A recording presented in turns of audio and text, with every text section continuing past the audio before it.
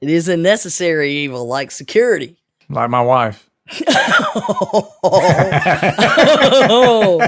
Oh, Dad's gonna hurt when she hears that one. I love you, honey. You're listening to the Help Me with HIPAA podcast, where HIPAA and humor collide to make learning fun. Your delightful hosts are Donna Grindle and David Sims. Relax.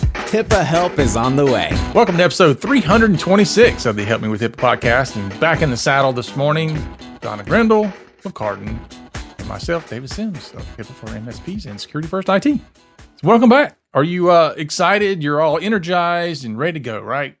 Yes. Or are you like, oh my gosh, is it really worth taking a vacation? Look at all this work that I've got to catch up on. Yeah, well, a little of both. Tried to do some different things so that I actually didn't work on this vacation, because so many vacations we both know you end up working. Yeah, like I sent you messages that didn't get answered for days. I was like seriously concerned. I tried a little bit of a small amount of digital detox, David. I noticed that.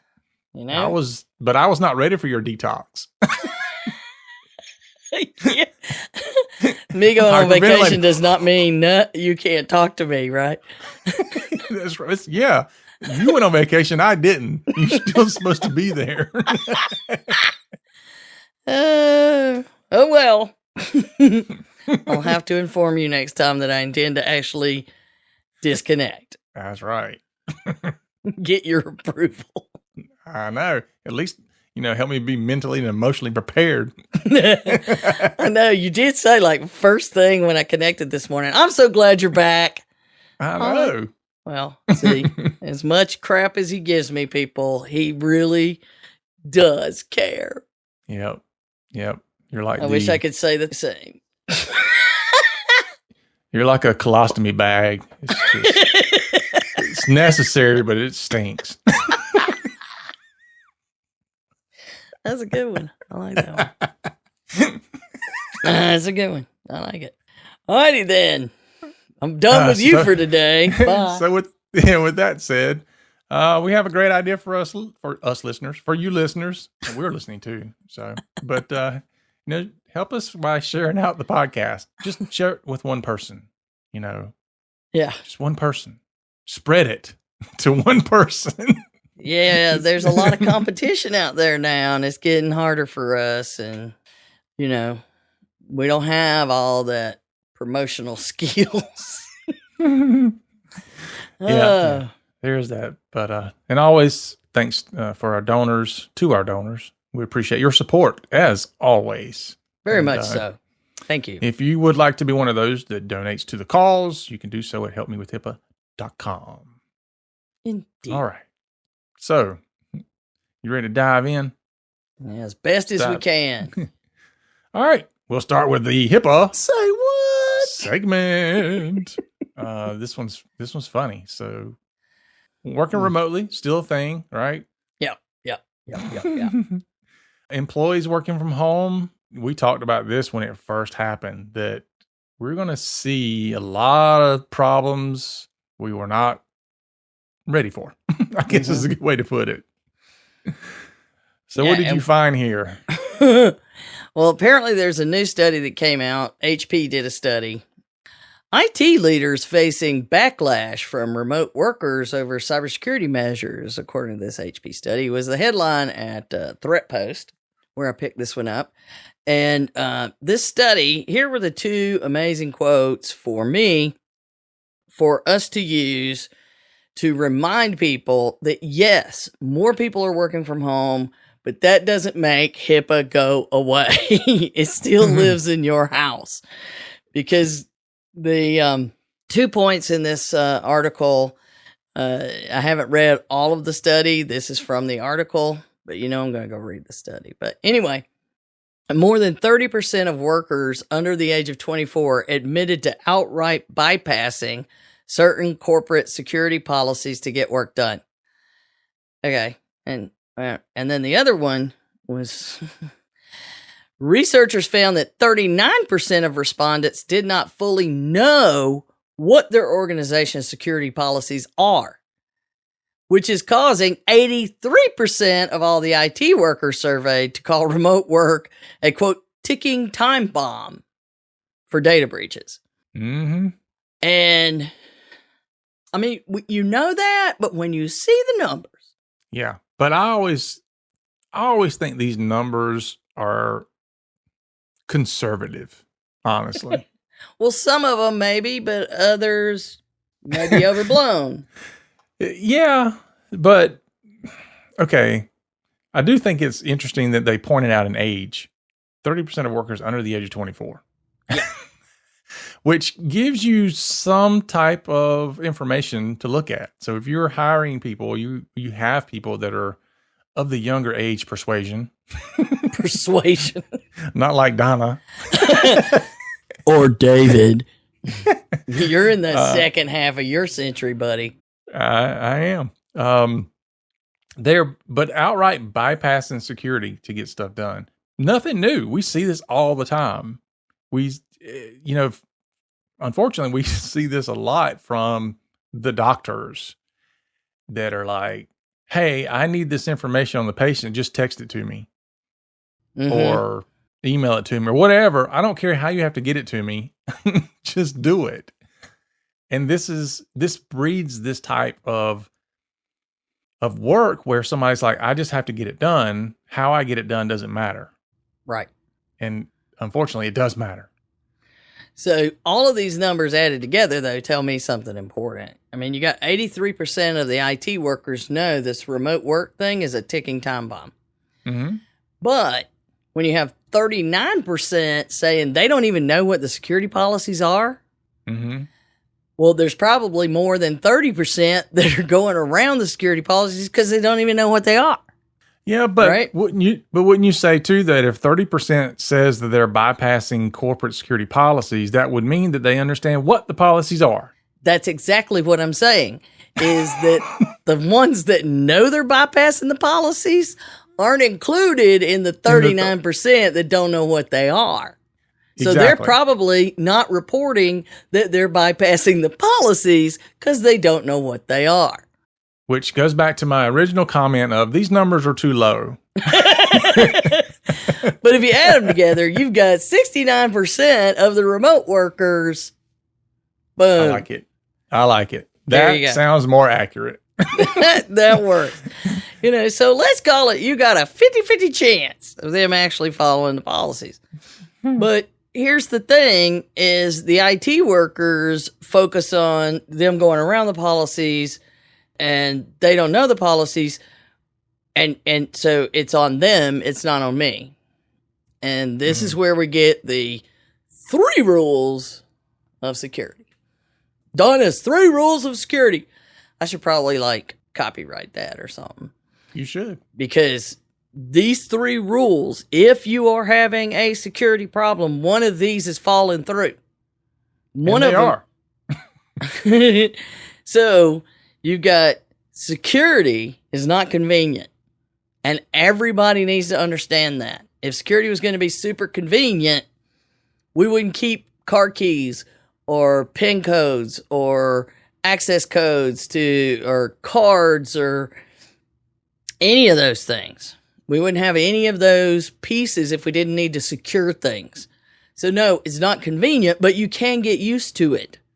Mm-hmm. It's also not optional. If it's inconvenient, you can't throw it away. You still got to deal with the security, and that's the part that the many IT people leave it. Those first 2. In fact, I've had IT people call me and I need you to give me advice about something because so-and-so isn't doing it. And so I get them to explain what is their problem with it. It's because you left out number 3. Number 3 is security can't keep you from doing your job. Yep. Because if it does, you're going to get them going around your security policies. Mm-hmm. Or blaming you because they can't do their job. And you have to supply all 3. Yeah. And from my side of the coin, if you don't take number 3 and seriously consider it, what you have is you have a client that comes to you and says, I want you to remove this security. Or even better, I want to go with a less secure IT provider. Yeah. Because you're too hard. Yeah. I'm having to jump through you for everything. And, the MSP's doing it to protect them.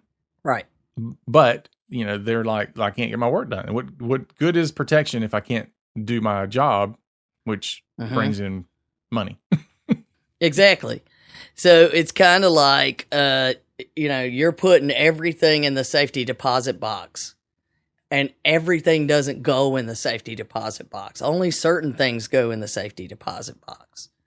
So those are important things that take multiple layers of security, where I've got to physically go to the bank, and I got to make sure the person that can get me in the vault is there. And then I got to get in the vault. I have to have my key that goes with their key. Well, that's for people who've actually used a safety deposit box. But the bottom line is that for people who are working from home, you don't get to throw away security because they can't enforce it on you. The bottom line is there are security policies. Take it on your own responsibility to make sure you understand them.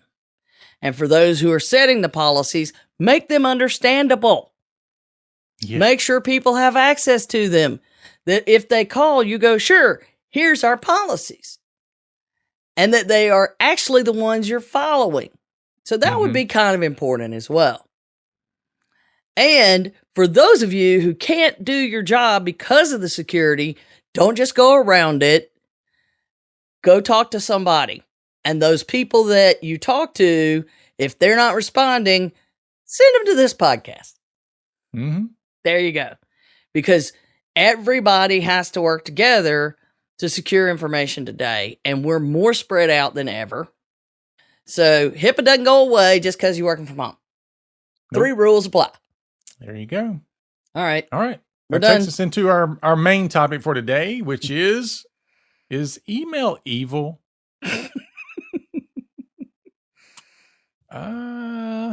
Maybe. Probably. I did, evaluate the title for a while when I was coming up with this idea. And, should we worry about email more or less? Or no, just is it evil or not? Even if you're not getting phished, even if you're not getting anything malicious, it's still such an evil place. It is the bearer of tasks. Yeah. It is everybody's. Yeah. It's everybody's way of trying to get me to do something for them. Every now and then somebody wants to tell me that they have done something for me.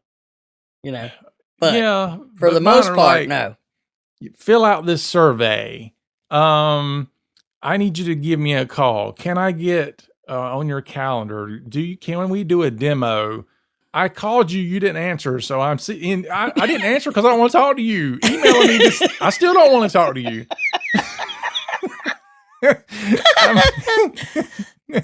It's just that's my typical day in my inbox, and it shocks me how many times I tell people, do not email me things that are important, because sometimes I don't check my email for the entire day. Yeah.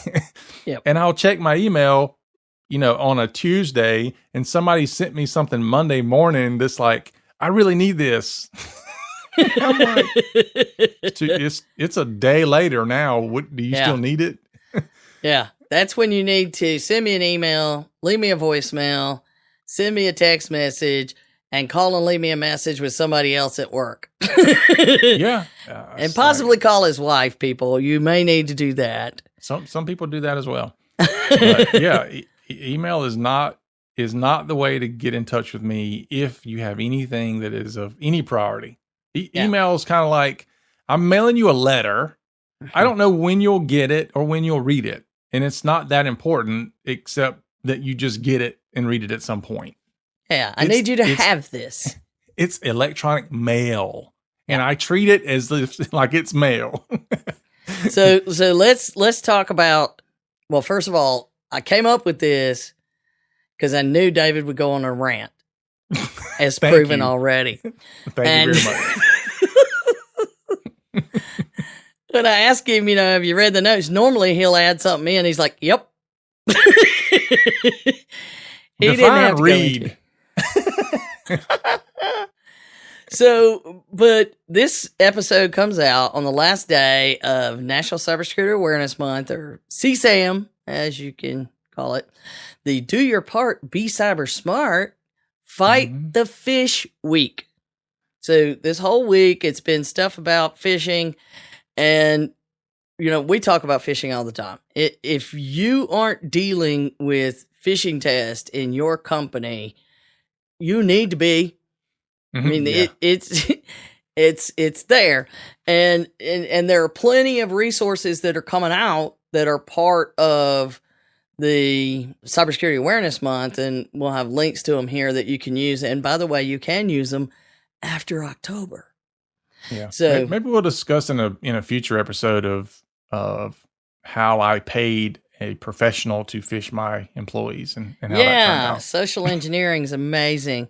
We're probably going to be talking about that. Oh, I don't know, next week or the week after. Soon. We're going to be talking about that. A little bit of pushback you get after you do it. But the thing is that phishing is so easy to do. It's so easy to do. If it wasn't easy to do, we couldn't do phishing tests and go, that's so easy to do. And the minute that you click on it, that's when problems start.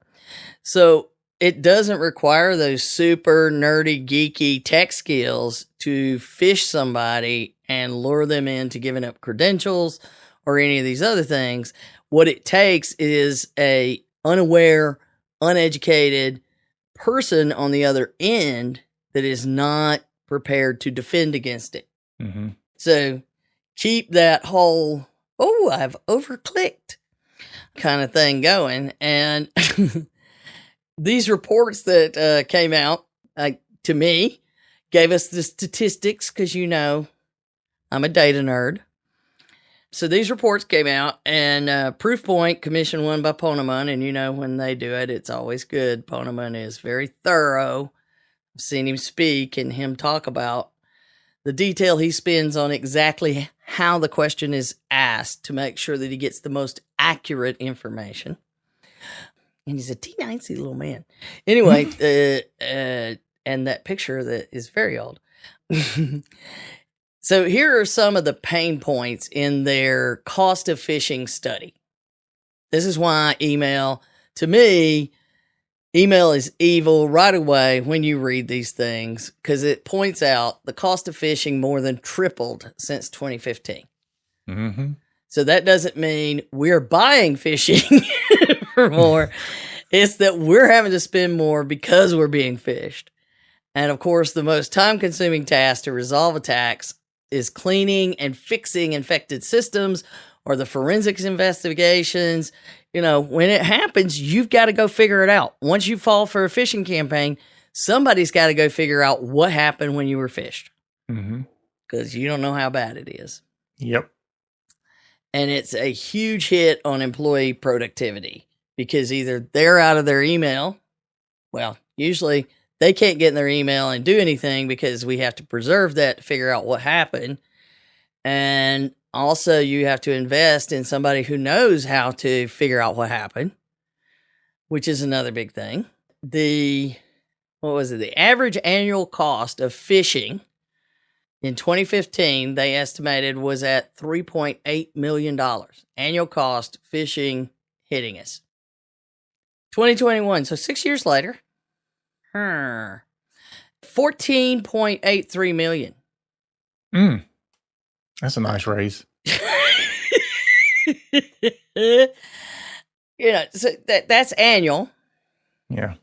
So that's by this year. So it's insane. And the productivity losses go from 1.8 million to 3.2 million. So clearly it is a serious impact to us, and phishing has to be dealt with. And it is evil. It is Mhm. evil. And Yeah. then we add to those numbers. And this one is the insider report, which I was going to do a separate episode on, and we may still do because you know how we worry about insiders. But Egress, their insider data breaches, right out of the gate, like page 1, it starts telling you how email is the riskiest channel for communication. Oh, yeah. So Well, I thought well, you would you- appreciate this first chart I pulled out of there. Yeah. I do wonder, though, should we be... Now, here's how we do it. I'll give a secret away. William, you can turn off the episode now. We have pulled all of our internal communication out of email. So we don't, and we don't use internal emails anymore. And I know that a lot of organizations, maybe most organizations, still do that.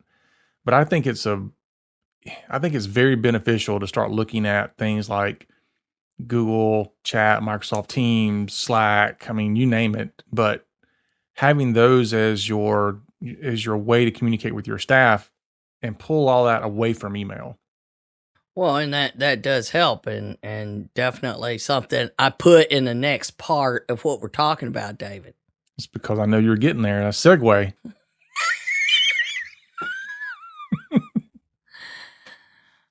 All right. As an IT leader, which of the following channels do you consider to be at-risk points of origin for an insider data breach within your organization, David?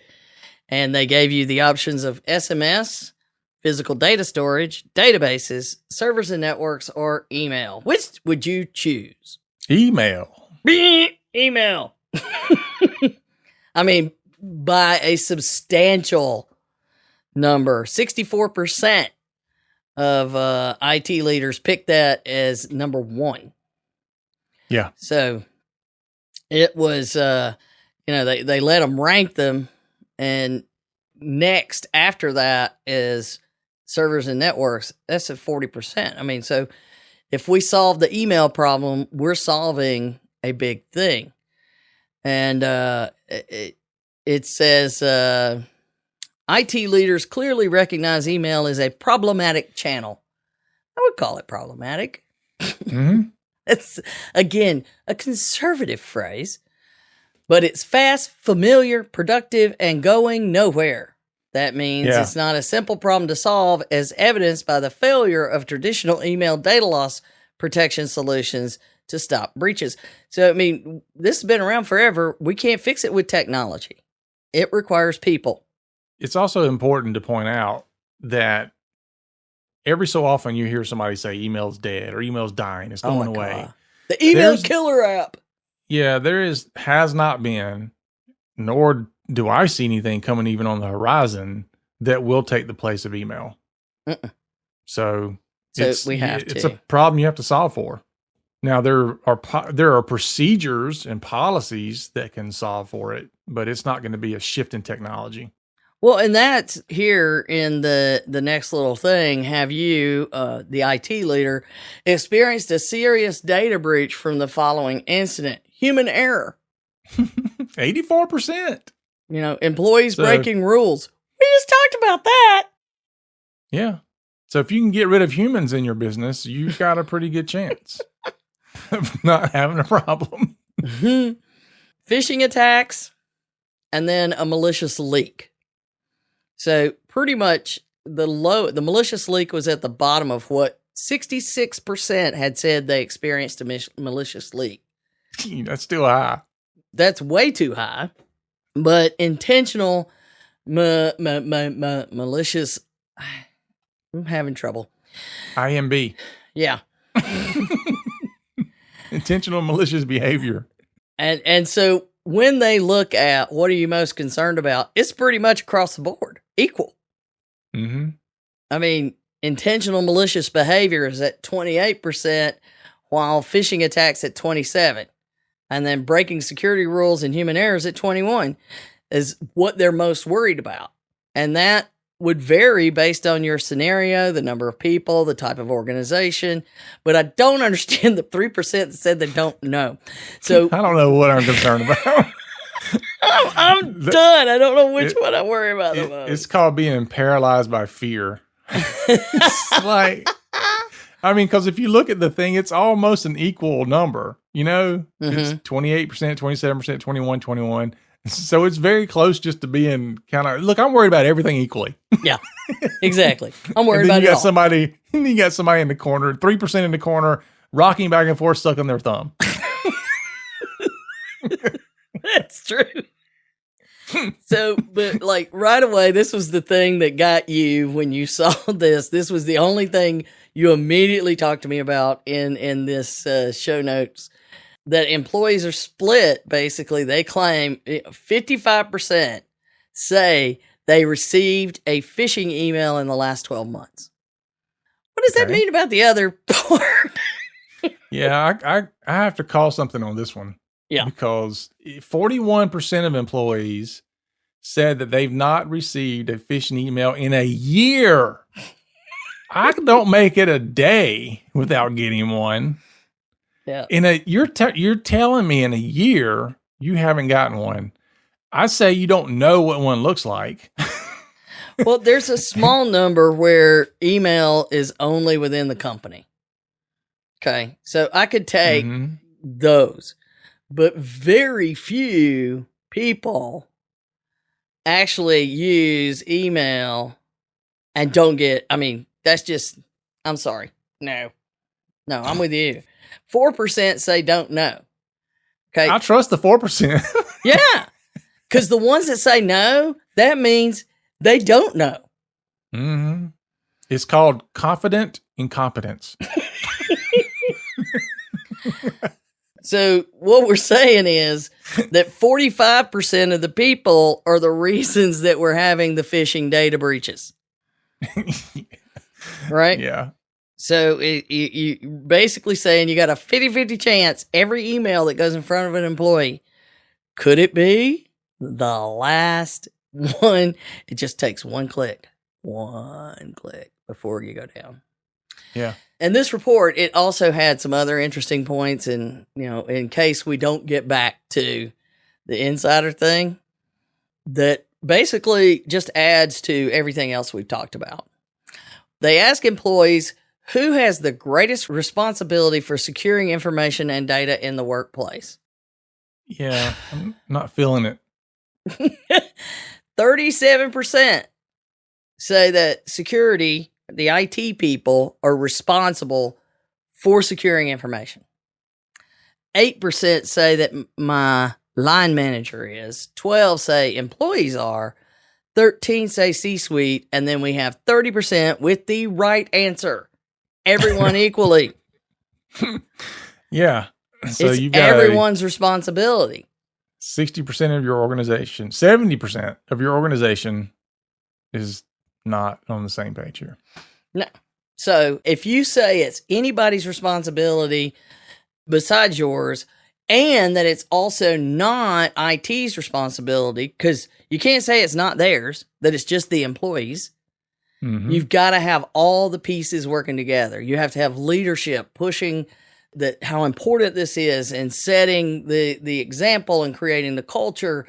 And then employees have to follow the freaking policies and work with IT, who needs to work with the employees to make sure that this is happening. Yeah. So, and a lot of these problems too come back to employees saying, I'm just doing my job. It's up to you to protect me. Yeah. I can do whatever I want. It's up to you, IT, to protect me from myself. Yeah. Well, then we take away all of those cool tools that you now have. That's our only option. Well, that's kind of where we've gotten to, right? We've come down to a zero trust architecture that, everybody's trying to push out. And a big part of that isn't because the threat is so much higher, which it is, but the big part of it is because the users think it's not their problem. Yeah. Not my problem. Not my problem. Yep. Oops. Not my problem. I got to go. I got a long weekend planned. See you, bye. Yeah. Why can't I install that? Well, because you think it's IT's problem. Yeah. That's why you can't install it. But here's the one that, and we work with law firms and stuff, so you'll understand why I was like, holy If an employee leaves, don't assume that they know they shouldn't take data with them. Mm-hmm. When asked, employees were asked, if a person moves to a new job, should they be allowed to take data with them? Now, you would think this would be an easy answer. Yeah. You would think that the numbers wouldn't look like this. So basically, 23% said flat out, yes, I should be able to take things with me. I created the data. I should be able to take it with me. Yeah.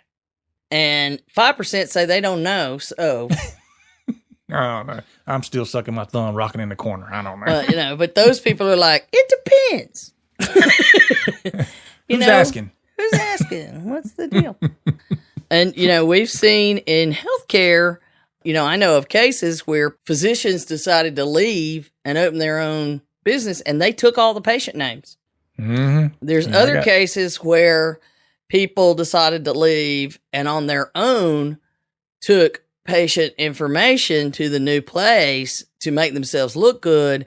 And in the really solid integrity locations that they went to, they fired them day one when they showed up with other data and said, we don't do that here.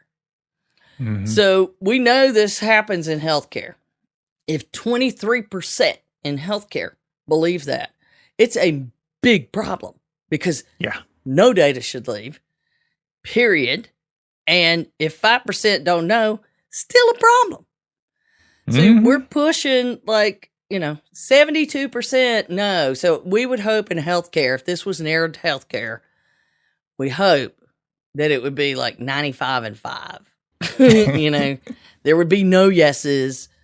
But there is a sidebar, and I say sidebar because that's fun to say when we talk about legal. Stats for employees that worked in the legal field, when you narrowed that question just down to them, apparently they think it's okay, which is ironic. They believe if you ask who should take the numbers and who's responsible for protecting it, 46% of legal employees think that they should be able to take data with them. And only 15% of them think it's everyone's responsibility to actually protect the data. So if you're in legal, you might want to question a few things. That's all I'm saying. Anyway. Yeah, and if you're an IT and you have legal clients. Hello. Yeah. I've seen some law firms go to a lot of extent to say, no, we're not a business associate. Yeah. And I'm like, nah, yeah, you are. And then they start telling me how to get around it. And I'm like, oh, I see what you're doing there. I don't know that that's going to fly. Yeah, we've answered that one before. If you represent the patient, no, you're not. If you represent the practice, yes, you are. Unless you never talk about a patient with them. So if you don't do anything to do with the patient, okay. Well, I've seen some that says, but we are an employee of the practice. So the practice is responsible for our behavior. Right. So We're basically, your lawyer is dumping responsibility and liability on you.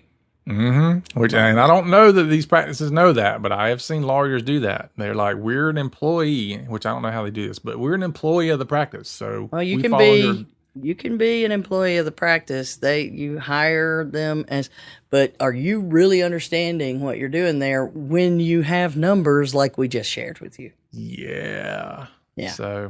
But I thought, you know what, that might be good. I might do that. I might say our IT company is an employee of the practice, and therefore we are no longer a business associate. And I can dump all this HIPAA schmippa stuff. Oh, no. Now we're going to have somebody do that. All right. So somebody's looking into it right now. So now let's get into, can email really go away? For those of you who can remember the days when we got piles of junk mail, That was yesterday. I know, but you remember it was way worse before. Yeah. Like it got so bad, I think like the government had to get involved, didn't they? Yeah. to start to control it because you were just getting, you couldn't get everything. You couldn't get the things I really wanted in my mailbox because there was so much junk mail, as we call it, and it would just, it ended up covering up the kitchen table or the dining room, wherever it is you threw your mail when you came in. And then you have to sift through that to find, but you got to sift through it to find the good stuff. Yeah, because there's important stuff in there. I was like, the IRS wouldn't send me a message like this. They would call me if I owed them money. Throw that in the trash. They would send you a letter notifying you. But anyway, it's not return don't receipt. say that. It's not certified return receipt. Throw it in the trash. Just know you get phone calls and a letter in the mail from OCR. Don't just throw it in the trash. Confirm it, please. Don't listen to David. It looks like phishing to me. It's a scam. It's a scam. And there could be. The OCR's announced when people have done scams. Oh, yeah. I want to know what happened to those people that did that. That was pretty stupid of them. Anyway, They were doing it as advertisement. That was bad. Anyway. So, email, it's been around forever. Mm-hmm. And it started out, just like you talked about, it started out as a really good thing. Because for those of us who remember those days, and we'll leave it at that. I recall when you used to have to go to the front of the, or the mail room or the front desk or wherever they kept. We had a thing with folders, and everybody had their own folder, or you had the mailboxes, and that's where you went and you got your information. It was the company memos, all of that kind of stuff. And we got a memo. It was in the 80s, and the CEO said, "This is the last paper memo I'm going to send for internal communications. We're switching to email." And it was all contained, because this was awesome. Now you could tell everybody what you needed them to know, right? Mm-hmm. And it wasn't long before, hey, there's donuts in the kitchen went out, but it still was a better way to communicate internally. You still had to go get those little curled up were you old enough to remember the little curled up faxes? That thermal paper. So those would be shoved in there. You pull them out and they just right back up again. And the little pink phone slips, because we didn't have voicemail yet. While you were out. I remember when we got our first fax machine, and I'm sitting there looking at it going, how does this work? The paper goes in somewhere else and comes out here? Is it like, how's the paper coming? What? And they're like, no, it's not the same paper. It's printing on this. I'm like, how does it do it? Yeah, it's crazy. Yeah. It was crazy to watch. Oh, I remember working with a friend of mine who I still miss to this day, lost her a few years ago, but she was on the other end trying to fax us. She was going to send us our first fax at Miller Dwayne. Our first fax ever. And she's in Tulsa, and so she's all excited, and she goes, let me go make a copy of this. And I'm standing there because I've hooked it all up. And all of a sudden it rings, and we see it pick up, and then something starts coming through, and it was like, so you wouldn't know what was coming, until it got a long way through. And then we start seeing like the tip of a middle finger. So your first fax was the middle finger. Yep. It was just a copy of her hand on it. I loved her. I still do. You're right that the first faxes, it would take 5-10 minutes to get one page. Oh yeah. It was painful. It was brutal. And I also learned fairly quickly, like the little office we were in at the time, we had one of those small refrigerators, that keep drinks in. Yeah. And so I'd set the faxes would come in, I'd set them on top of the refrigerator. Oh no! It took me thermal paper, brother. Yeah, it didn't take long for me to realize when I picked up the faxes. I'm like, it's all black. What happened? Yeah, that would happen to a lot of people. They put them in the car in the summertime. Yeah, that happened too. So Or you just end up with a big black spot and you didn't know why. What's wrong with this thing? And then the bulb would start going out. And so then you would end up with lines down them. It was just crazy. But we digress. The bottom line, though, is in the beginning, and then we got electronic faxes and we got, and those would show up in your email and oh, how awesome. And then you got voicemails and those would come to your email when you didn't have to go to your voicemail and enter all the freaking codes on the phone. Just a minute. I got to dial the number, then I got to hit the number to get in, then I got to hit my PIN, then I got to hit the number to listen to messages, and then replay and delete. Okay, all of a sudden they just showed up in your email. I mean, that was great. It was awesome. So the problem today, though, is that like any other good thing, it gets beat up. The marketers got involved. As soon as marketing gets involved, it goes crazy. Well, there's that. And now there's just so many different ways to communicate. And you go back to the 24 and under. I mean, I remember watching some of these kids coming out of college and like they're a senior in college and somebody would be like, well, I emailed you about that job. Well, who looks at email? And now they're like, oh, I so get it. You got to look at email, but you never look at email until you're in business now. Yeah. So we hate it. And at the same time, I'm like you. How many email killer solutions have you heard about? They come out all the time. There's at least a couple a year. This will be the end of email. No, it's not going to happen. No, but what's worse now is there's so many ways to communicate. You and I are working on stuff today, and you're like, well, where are you going to send it to me? Well, I got 2 different chat ways. I got the emails. I got, I could attach it to our Trello board. It's ridiculous. I could send it as a text message. I could drop it off in a shared folder. It's insane how many ways we can communicate today. And we can't get rid of email. And the one reason why.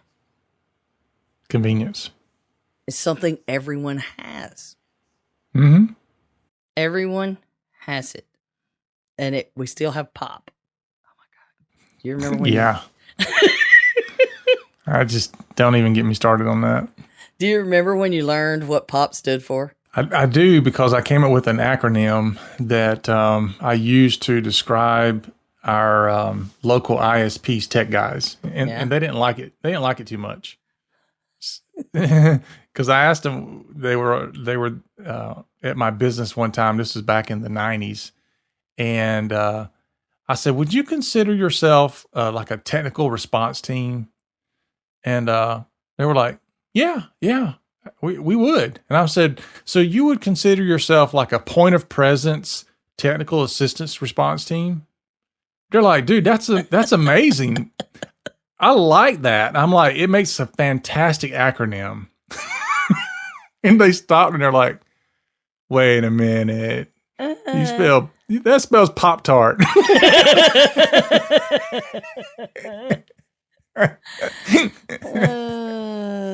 Well,